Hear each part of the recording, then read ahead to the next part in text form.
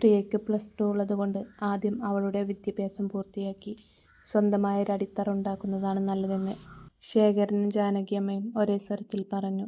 മുൻപ് വിചാരിച്ചതുപോലെ ബിസിനസ്സിലേക്കൊന്നും പെട്ടെന്ന് ഇറങ്ങേണ്ടതില്ലെന്ന് ദേവനും സംസാരിച്ചപ്പോൾ തോന്നി. മോളെ, നിന്റെ പ്രായം ഇനിയും കഴിഞ്ഞു പോയിട്ടൊന്നുമില്ല. +2 കഴിഞ്ഞ് നിൽക്കുകയല്ലേ നീ? ആദ്യം ഒരു ഡിഗ്രി എടുക്ക്. സ്വന്തമായി പഠിച്ച് ഒരു ജോലി നേടുമ്പോഴാണ് ഒരു സ്ത്രീക്ക് യഥാർത്ഥ സ്വാതന്ത്ര്യം കിട്ടുന്നത്. ജാനകിയമ്മ പ്രിയയുടെ തലയിൽ തലോടിക്കൊണ്ട് പറഞ്ഞു. അവിടെയുള്ള പ്രശസ്തമായ ആർട്സ് ആൻഡ് സയൻസ് കോളേജിൻ്റെ മാനേജ്മെൻറ്റിൽ ശേഖരന് നല്ല സ്വാധീനമുണ്ടായിരുന്നു. അദ്ദേഹം കോളേജ് അധികൃതരുമായി സംസാരിച്ച് പ്രിയയ്ക്ക് BA മലയാളത്തിന് അഡ്മിഷൻ ശരിയാക്കി നൽകി. വലിയൊരു ഇടവേളയ്ക്ക് ശേഷം വീണ്ടും പഠിക്കാൻ പോകുന്നതിൻ്റെ ചെറിയൊരു ഭയമുണ്ടായിരുന്നെങ്കിലും പുതിയൊരു ജീവിതം കെട്ടിപ്പടുക്കാനുള്ള ആവേശത്തിലായിരുന്നു പ്രിയ. അതേ തോട്ടത്തിൽ ജോലി ചെയ്യുന്ന ആളുടെ കൺമണി എന്നൊരു മകളും ഉണ്ടായിരുന്നു. തോട്ടം തൊഴിലാളിയായ രാഘവൻ്റെ മകൾ. അവളും ഇതേ കോളേജിൽ തന്നെയാണ് 2ാം വർഷം പഠിക്കുന്നത്. എല്ലാവരോടും പെട്ടെന്ന് കൂട്ടാകുന്ന നല്ല പ്രകൃതമുള്ള ഒരു കുട്ടി. കോളേജ് തുറക്കുന്ന ആദ്യത്തെ ദിവസം രാവിലെ പ്രിയ ഒരു സിമ്പിൾ ചുരിദാറുമിട്ട് കയ്യിലൊരു ബുക്കുമായി ഉമ്മറത്തേക്ക് വന്നു. അപ്പോഴേക്കും കൺമണി ഉമ്മറത്ത് വന്ന് കാത്തു നിൽക്കുന്നുണ്ടായിരുന്നു. വാ പ്രിയേ, ഇതാണ് കൺമണി. കോളേജിലെ കാര്യങ്ങളൊക്കെ ഇവൾ നിനക്ക് പറഞ്ഞു തരും. ദേവൻ ജീപ്പിൻ്റെ താക്കോലുമായി ഉമ്മറത്തേക്ക് വന്നുകൊണ്ട് പറഞ്ഞു. ഹലോ പ്രിയടുത്തി, ഏട്ടത്തി ഒന്നും ടെൻഷനാകേണ്ട, എൻ്റെ കൂടെ പോന്നോളൂ, നമ്മൾ ഒരേ കോളേജല്ലേ. കൺമണി വലിയ ചിരിയോടെ പ്രിയയുടെ കൈകളിൽ പിടിച്ചു. ആ പെൺകുട്ടിയുടെ നിഷ്കളങ്കമായ പെരുമാറ്റം പ്രിയയുടെ ഉള്ളിലെ പരിഭ്രമം മാറ്റി. ശരി, എന്നാ ഇറങ്ങിക്കോ. വൈകുന്നേരം വരുമ്പോൾ ബസ് സ്റ്റോപ്പിൽ ഞാൻ വണ്ടിയുമായി കാണും. ദേവൻ അവരെ യാത്രയാക്കി. കൺമണിയോടൊപ്പം തോട്ടത്തിലൂടെ നടന്ന് മെയിൻ റോഡിലെത്തി അവർ ബസ് കയറി. യാത്രയിലുടനീളം കൺമണി കോളേജിലെ വിശേഷങ്ങളും അധ്യാപകരെക്കുറിച്ചുമൊക്കെ വാതോരാതെ സംസാരിച്ചു കൊണ്ടിരുന്നു. പ്രിയ അവളുടെ വിശേഷങ്ങൾ കേട്ട് വളരെ നാളുകൾക്ക് ശേഷം മനസ്സ് തുറന്ന് ചിരിച്ചു. കോളേജ് ക്യാമ്പസിലേക്ക് കാലെടുത്തു വെച്ചപ്പോൾ പ്രിയയുടെ മനസ്സിൽ ഒരു പ്രത്യേക വികാരമാണ് തോന്നിയത്. കുറച്ച് ദിവസങ്ങൾക്ക് മുൻപ് വരെ ഒരു വലിയ വീടിൻ്റെ ഇരുണ്ട അടുക്കളയിൽ അപമാനങ്ങൾ മാത്രം ഏറ്റുവാങ്ങി ജീവിച്ചിരുന്നവളാണ് താൻ. എന്നാൽ ഇന്ന് പച്ചപ്പ് നിറഞ്ഞ ഈ വലിയ ക്യാമ്പസിൽ തൻ്റെ സ്വപ്നങ്ങളുമായി അവളൊരു പുതിയ വിദ്യാർത്ഥിയായി നിൽക്കുന്നു. ക്ലാസ് റൂമിലെ പുതിയ കൂട്ടുകാരും അധ്യാപകരും അവളെ സ്നേഹത്തോടെയാണ് സ്വീകരിച്ചത്. കൺമണി എപ്പോഴും പ്രിയയ്ക്കൊരു തണലായി കൂടെയുണ്ടായിരുന്നു. വൈകുന്നേരം കോളേജ് കഴിഞ്ഞ് ബസ്സിറങ്ങിയ പ്രിയയെയും കൺമണിയെയും കാത്ത് ദേവൻ ജീപ്പുമായി വഴിയിൽ നിൽപ്പുണ്ടായിരുന്നു. എങ്ങനെയുണ്ടായിരുന്നു പ്രിയ ആദ്യത്തെ ദിവസം? ആരും റാഗ് ചെയ്തൊന്നുമില്ലല്ലോ? ദേവൻ ജീപ്പ് സ്റ്റാർട്ട് ചെയ്തുകൊണ്ട് തമാശയായി ചോദിച്ചു. ഏയ്, അതൊക്കെ പാവം കുട്ടികളാ ദേവേട്ടാ. പ്രിയേട്ടത്തിക്ക് ക്ലാസ്സൊക്കെ ഒരുപാട് ഇഷ്ടമായി. പ്രിയ മറുപടി പറയുന്നതിന് മുൻപ് കൺമണി ആവേശത്തോടെ പറഞ്ഞു. പ്രിയ ദേവനെ നോക്കി പതുക്കെ പുഞ്ചിരിച്ചു. അവളുടെ കണ്ണുകളിൽ ഇപ്പോൾ പഴയ ആ ഭയമോ നിസ്സഹായാവസ്ഥയോ ഇല്ലായിരുന്നു. പ്രിയ ആ തടവറയുടെ പടിയിറങ്ങിയിട്ട് ഇപ്പോൾ ആഴ്ചകൾ കഴിഞ്ഞിരിക്കുന്നു. മലയോരത്തെ ആ തണുത്ത അന്തരീക്ഷവും കോളേജ് ക്യാമ്പസിലെ പുതിയ സൗഹൃദങ്ങളും പ്രിയയുടെ മനസ്സിൽ ഒരു പുതിയ വെളിച്ചം നിറച്ചു കഴിഞ്ഞിരുന്നു.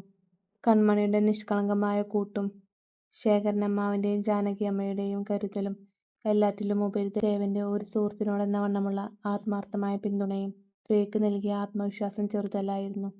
രാവിലെ സമയം 8 മണിയായിട്ടും ആ വീട് കനത്ത നിശബ്ദതയിലായിരുന്നു. പണ്ടൊക്കെ പുലർച്ചെ 4:30 ഉണരുന്ന പ്രിയയുടെ കൈപ്പുണ്യത്തിൽ ഉമ്മറത്ത് ചൂട് ചായയും പ്രഭാത ഭക്ഷണവും സമയത്തിന് റെഡിയാകുമായിരുന്നു. ഇന്ന് അടുക്കളയിൽ പാത്രങ്ങൾ കുന്നുകൂടി കിടക്കുകയാണ്. ഹാളിലെ സോഫയിൽ കടുത്ത തലവേദനയോടെ ഭാരതിയമ്മ ഇരിക്കുന്നുണ്ടായിരുന്നു. അവരുടെ മുഖത്ത് പഴയ ഗർവ് ഇപ്പോൾ കാണാനില്ല. പകരം വല്ലാത്തൊരു തളർച്ചയാണ് മുഖത്ത്. സുരഭി മോളെ, നീ ഒന്നിങ്ങി ഇറങ്ങി വന്നേ. സമയം എത്രയായി? 9 മണിക്ക് രാജീവിന് ഓഫീസിൽ പോകേണ്ടി വരും. അവനുള്ള ആഹാരം ഇതുവരെ ഉണ്ടാക്കിയില്ലേ? എനിക്ക് സമയത്തിന് ഗുളിക കഴിക്കാൻ ഒരു തുള്ളി വെള്ളം പോലുമില്ല ഈ വീട്ടിൽ. ഭാരതിയമ്മ മുകളിലെ മുറിയിലേക്ക് നോക്കി ദേഷ്യവും സങ്കടവും കലർന്ന ശബ്ദത്തിൽ വിളിച്ചു പറഞ്ഞു. കുറച്ചു കഴിഞ്ഞപ്പോൾ മുകളിൽ നിന്നും നൈറ്റിയും ധരിച്ച് ഒതുക്കാത്ത മുടിയുമായി സുരഭി പടികൾ ഇറങ്ങി വന്നു. അവളുടെ മുഖത്ത് കടുത്ത അമർഷമായിരുന്നു. എന്താ അമ്മേ ഈ രാവിലെ തന്നെ കിടന്ന് ബഹളം വെക്കുന്നത്? എന്നെ ഒന്ന് ഉറങ്ങാൻ പോലും സമ്മതിക്കില്ലേ? ഞാൻ പറഞ്ഞതല്ലേ എന്നെക്കൊണ്ട് ഈ പുലർച്ചെ എഴുന്നേറ്റ് പണിയെടുക്കാൻ പറ്റില്ലെന്ന്. എൻ്റെ വീട്ടിൽ ഞാൻ 10 മണി കഴിഞ്ഞാണ് എഴുന്നേൽക്കാറുള്ളത്. ഈ പാത്രം കഴുകലും അടിച്ചുവാരലും ഒക്കെ എൻ്റെ പണിയാണോ? പണിയെടുക്കാൻ ഇവിടെ ഒരാളുണ്ടെന്ന് പറഞ്ഞിട്ടല്ലേ എന്നെ ഇങ്ങോട്ട് കെട്ടിച്ചു കൊണ്ടുവന്നത്? സുരഭി ഇടുപ്പിൽ കൈവച്ച് ഭാരതിയമ്മയ്ക്ക് നേരെ തട്ടിക്കയറി. അതിന് പ്രിയ ഈ വീട് വിട്ടുപോയില്ലേ മോളെ? അവൾ പോയതോടെ ഈ വീടിൻ്റെ ഒരു ഐശ്വര്യം പോയതുപോലെയാണ്. നീ കുറച്ചെങ്കിലും ഒന്ന് സഹായിച്ചില്ലെങ്കിൽ ഞാൻ ഈ പ്രായത്തിൽ എന്ത് ചെയ്യാനാണ്? ഭാരതിയമ്മ ശബ്ദം താഴ്ത്തി നിസ്സഹായമായി പറഞ്ഞു. അവൾ പോയെങ്കിൽ പോയി. അതിന് എന്നെ എന്തിനാ വേലക്കാരിയാക്കുന്നത്? ഒന്നെങ്കിൽ പുറത്തു നിന്ന് ഒരു പണിക്കാരിയെ നിർത്തുക, അല്ലെങ്കിൽ ഹോട്ടലിൽ നിന്നും ആഹാരം വാങ്ങിക്കുക. അല്ലാതെ എന്നെക്കൊണ്ട് ഇതൊന്നും ചെയ്യിക്കാൻ നോക്കണ്ട. സുരഭി പുച്ഛത്തോടെ പറഞ്ഞ സോഫയിലിരുന്ന് ഫോൺ എടുത്തു നോക്കാൻ തുടങ്ങി. ഭാരതിയമ്മ അടുക്കളയിലേക്ക് നടന്നു. ഗ്യാസ് സ്റ്റവിന് മുകളിൽ പാൽപാത്രം കരിപിടിച്ച് കിടക്കുന്നു. കറികളുടെ ബാക്കി വന്നത് ഫ്രിഡ്ജിൽ വെക്കാത്തത് കൊണ്ട് ചീഞ്ഞു നാറുന്നുണ്ടായിരുന്നു. പ്രിയ ഉള്ളപ്പോൾ ഒരീച്ച പോലും വരാത്ത ആ അടുക്കളയിന്ന് ഒരു വലിയ ശൂന്യതയായി അവരെ നോക്കി പരിഹസിക്കുകയായിരുന്നു. പറഞ്ഞാൽ കേൾക്കുന്ന പാവമാണ്. അവളിവിടെ ഒരു സഹായത്തിന് നിന്നോളും എന്ന് നാണിയമ്മയോട് പുച്ഛത്തോടെ പറഞ്ഞ ഭാരതിയമ്മയുടെ കാതുകളിൽ സ്വന്തം വാക്കുകൾ എന്നൊരു ചാട്ടുളി പോലെ വന്നു തറച്ചു. ഇത്രയും കാലം പൈസ കൊടുക്കാതെ പണിയെടുപ്പിച്ച ഒരു പെണ്ണിനെയാണ് സ്വന്തം കൈ കൊണ്ട് ഇറക്കി വിട്ടതെന്ന് അവർ വേദനയോടെ തിരിച്ചറിഞ്ഞു. അപ്പോഴേക്കും രാജീവ് കുളിച്ച് റെഡിയായി താഴേക്ക് വന്നു. ഷർട്ടിൻ്റെ ബട്ടൺസ് ഇടുമ്പോഴും അവൻ്റെ മുഖത്ത് കടുത്ത ദേഷ്യമായിരുന്നു. ഓഫീസിൽ പോകാൻ സമയമായിട്ടും ഉമ്മറത്ത് ഒരു ഗ്ലാസ് ചായ പോലും കാണാനത് അവൻ്റെ നിയന്ത്രണം നഷ്ടപ്പെടുത്തി. എന്താ അമ്മ ഇത്? എനിക്ക് ഓഫീസിൽ പോകാൻ സമയമായി. ഒരു ചായ തരാൻ പോലും ഇവിടെ ആരുമില്ലേ? സുരഭി, നീ എന്താ ഇവിടെ ഫോൺ നോക്കിയിരിക്കുന്നത്? എനിക്ക് ലഞ്ച് ബോക്സ് റെഡിയാക്കി തരാൻ നിനക്കറിയില്ലേ? രാജീവ് സോഫയിലിരിക്കുന്ന സുരഭിയുടെ നേർക്ക് തിരിഞ്ഞു. എനിക്കറിയില്ല രാജീവേട്ടാ. എന്നെക്കൊണ്ട് ഈ അടുക്കള പണിയൊന്നും ചെയ്യിക്കാൻ നോക്കണ്ട. നിങ്ങളുടെ ആദ്യത്തെ ഭാര്യ ചെയ്തതുപോലെ നിങ്ങളുടെ കാല് പിടിച്ച് ജീവിക്കാൻ എന്നെ കിട്ടില്ല. എനിക്കെൻ്റെ വീട്ടിലേക്ക് പോകണം. സുരഭി സോഫയിൽ നിന്നും എഴുന്നേറ്റ് നിന്ന് ഉറക്കെ വിളിച്ച് പറഞ്ഞു. മതി, നിർത്തി രണ്ടുപേരും. ഭാരതിയമ്മ ഇടയ്ക്ക് കയറി. രാജീവ, നീ അവളോട് ചൂടായിട്ട് കാര്യമില്ല. സുരഭിയുടെ വീട്ടുകാർ വലിയ പണക്കാരാണ്. അവൾ ഇതൊന്നും ചെയ്ത് ശീലമില്ലാത്തവളാ. എല്ലാം നമ്മുടെ വിധി. രാജീവ് ഒന്നും മിണ്ടാതെ ഡൈനിങ് ടേബിളിൻ്റെ മുകളിലേക്ക് നോക്കി.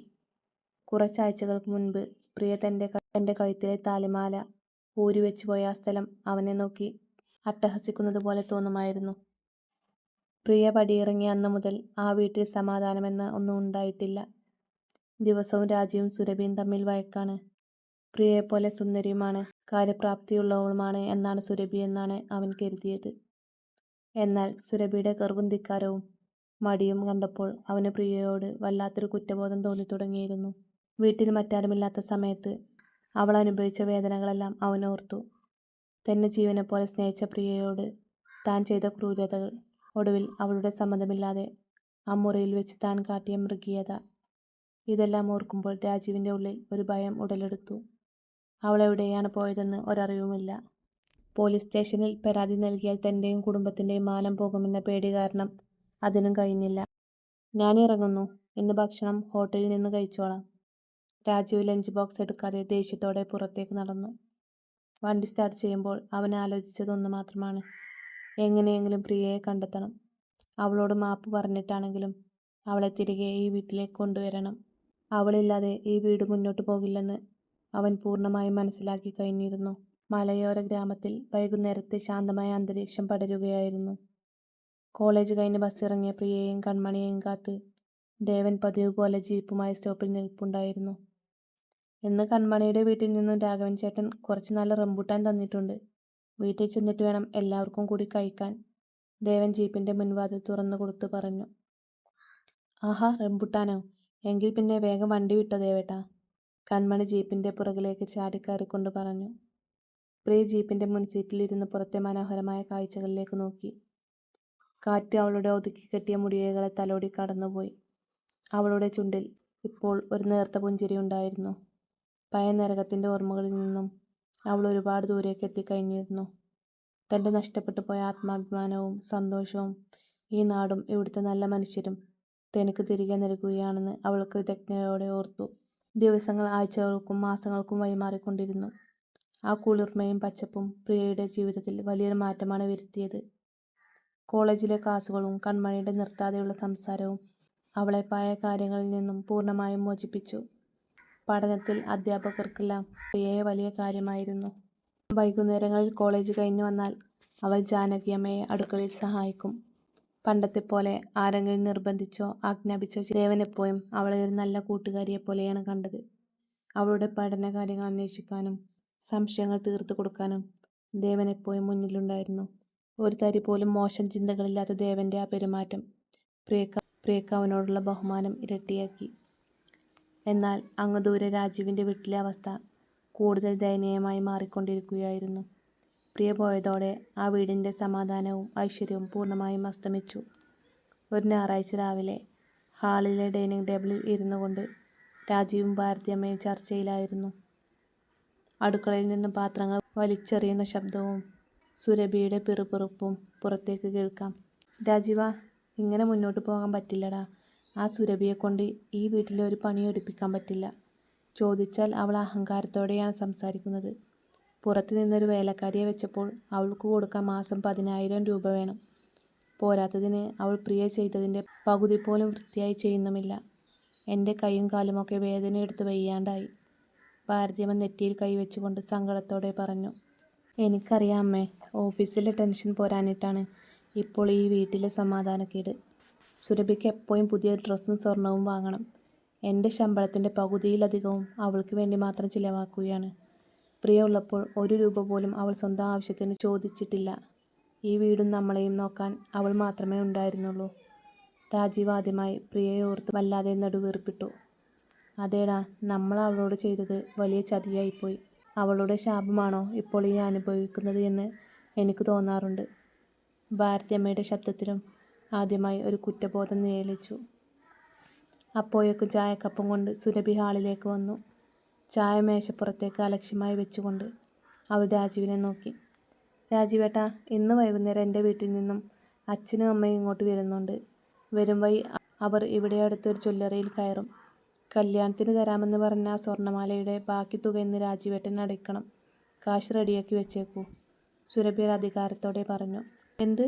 ഇപ്പോൾ എൻ്റെ കയ്യിൽ അത്രയും കാശൊന്നുമില്ല സുരഭി. ഈ മാസം വീട്ടു ചെലവുകൾക്കും വേലക്കാരിയുടെ ശമ്പളത്തിനും ഒക്കെയായി ഒത്തിരി പണം ചിലവായി, രാജീവ് ദേഷ്യത്തോടെ പറഞ്ഞു. അതൊന്നും എനിക്കറിയണ്ട. എൻ്റെ ആവശ്യങ്ങൾ നടത്തിത്തരാൻ പറ്റില്ലെങ്കിൽ പിന്നെ എന്തിനാ എന്നെ ഇങ്ങോട്ട് കെട്ടിക്കൊണ്ടുവന്നത്? ആ പ്രിയയെപ്പോലെ തല്ലിയാലും ചവിട്ടിയാലും ഇവിടെ കിടക്കാൻ എന്നെ കിട്ടില്ല. സുരഭി അലറിക്കൊണ്ട് മുകളിലത്തെ മുറിയിലേക്ക് കയറിപ്പോയി. വാതിൽ ശക്തിയായി അടച്ചു. രാജീവ് തലയിൽ കൈവച്ചിരുന്നു പോയി.